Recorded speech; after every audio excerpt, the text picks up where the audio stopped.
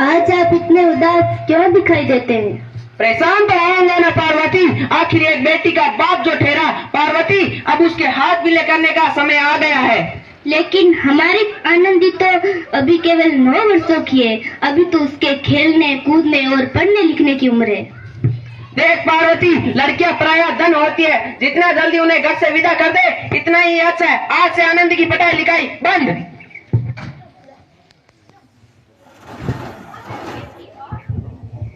पर बापू, इसमें मेरी क्या गलती है? आप मुझे पढ़ाई करने क्यों नहीं देते? तेरी गलती है कि तू एक लड़की है, लड़का होता तो लड़का होता तो क्या? ए लड़की, ज्यादा जबान मत चला वरना जबान अलग से खींच कर बाहर निकाल दूंगा। पर बापू, मेरी पढ़ाई ना रोको, मैं पढ़ लिख कर कुछ बनना चाहती हूँ। तुझे पढ़ना है तो पढ़ आनंदी, पर सारी उम्र बाप की छाती पर बोझ बनकर मत बैठ। पर बापू, मुझे पढ़ लिख कर डॉक्टर बनना है। पढ़ाई पढ़ाई, आज तो तेरे इन किताबों का काम तमाम करके ही रहूंगा। ये ले। बापू, आपने इन किताबों को नहीं, आपने मेरी किस्मत फाड़ दी, किस्मत। ए लड़की, तू जितना जल्दी हो चूल्हा जलाना सीख ले और तेरा ब्याह तो होगा वो भी करके कल। पर मुझे चूल्हा जलाना अच्छा नहीं लगता। तू चूल्हा जलाना सीख ले आनंदी।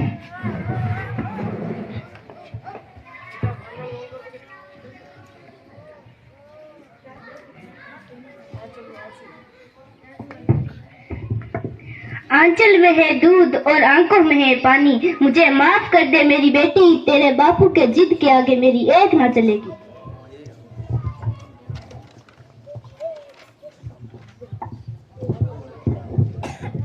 तो इस प्रकार 9 वर्ष की छोटी उम्र में आनंदी का विवाह गोपाल राव जोशी से हो गया। बाल विवाह एक कुप्रथा है और इस कुप्रथा का शिकार होना पड़ा आनंदी को। 5 वर्ष बाद आनंदी 14 साल की हो गई। उनके घर एक शिशु ने जन्म लिया। देखते हैं आगे क्या होता है।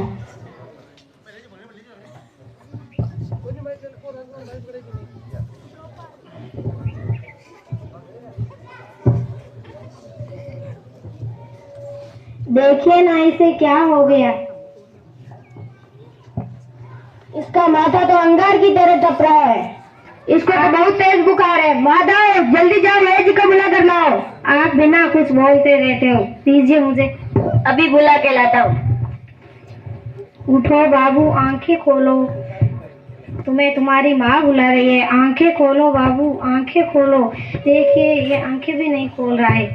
अब ये हमारा शिशु कभी आंखें नहीं खोलेगा। नहीं, मेरे बच्चे को मुझसे कोई नहीं छीन सकता। माधव,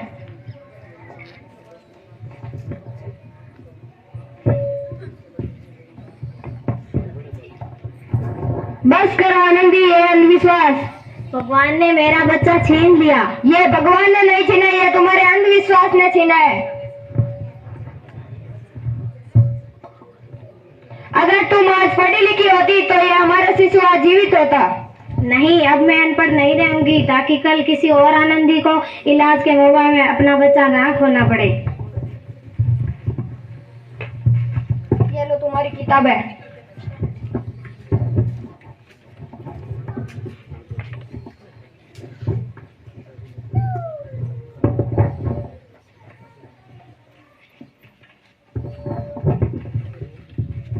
ये लो तुम्हारा 12वीं का रिजल्ट। तुम कक्षा में प्रथम आई हो। और ये लो तुम्हारी स्कॉलरशिप। अब तुम अमेरिका पढ़ने जाओगी। मुझे शिक्षा भर्ती मिल गई, मैं अमेरिका जा रही हूँ, पर ये सब मैं अकेली कैसे कर पाऊंगी? तुम रही गवार की गवार। नहीं, अब मैं गवार नहीं हूँ।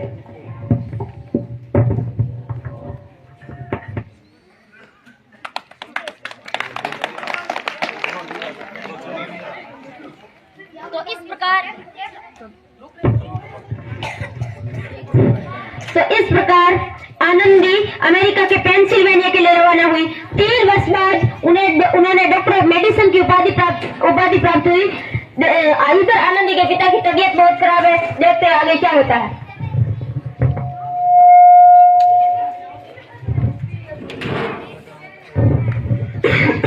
लगता है मैं नहीं बच पाऊंगा, मेरे जाने का समय आ गया है।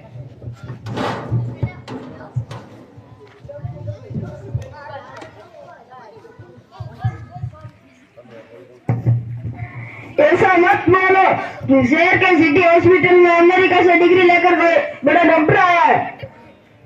हाँ सही कहा भैया ने, कम से कम दिल को तसल्ली तो मिल ही जाएगी।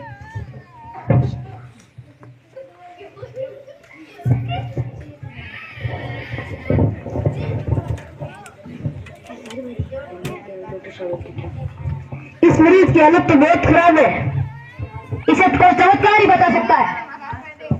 डॉक्टर साहब अभी तक क्यों नहीं आए? लो आ गए डॉक्टर मैडम। डॉक्टर मैडम इस मरीज की हालत बहुत खराब है।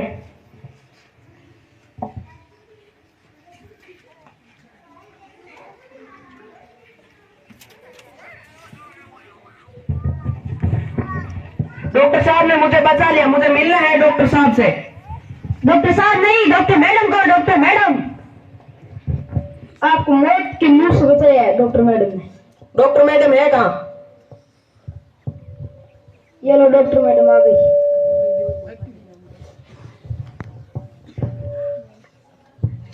डॉक्टर मैडम आपने मुझे बचाया, इसके बदले मैं गरीब आपको क्या दे सकता हूँ? वचन चाहिए मुझे कि कभी ये नहीं कहोगे कि लड़कियां कुछ नहीं कर सकती। वचन? ये कैसा वचन? श्यामलाल क्या अभी तुम अपनी बेटी को पहचान नहीं क्या? तुम्हारी बेटी आनंदी। आनंदी? मेरी बेटी आनंदी डॉक्टर? हाँ बापू वही आनंदी जिसके तुम बचपन में चूल्हा और दूल्हा के अलावा कुछ नहीं सोचा था। मुझे माफ कर दे बेटी, मैं तेरा गुनहगार हूँ, माफ कर दे बेटी। नहीं नहीं बापू वही आनंदी जिसके तुम हाथ पीले करके सारी उम्र जिंदगी काला कर देना चाहते थे। माफ कर दे मुझे मेरी बेटी, मैं तेरा अपराधी हूँ, माफ कर दे। नहीं बापू मैंने तो तेरा एहसान चुकाया था, याद है ना अपना एहसान जो बचपन में तुमने मेरे ऊपर किया था। ताने सुना सुना के जी मार डाला था, अब बोल और किस किस को मारेगा? माफ कर दे मुझे मेरी बेटी, माफ कर दे। बापू तुमने ही तो कहा था कि किताबें सिर्फ बेटों के हाथ में अच्छी लगती है, बेटियों के हाथ में तो सिर्फ मेहंदी अच्छी लगती है। मेहंदी बेटों और बेटी में फर्क करना हमारे दोनों आंखों में फर्क करने के समान है। एक का पढ़ना दूसरे का ना पढ़ना सामाजिक अंधकार है बापू, सामाजिक अंधकार। आनंदी तुम क्या अपने बापू को माफ नहीं करोगी? बापू मैंने तुमको माफ कर दिया।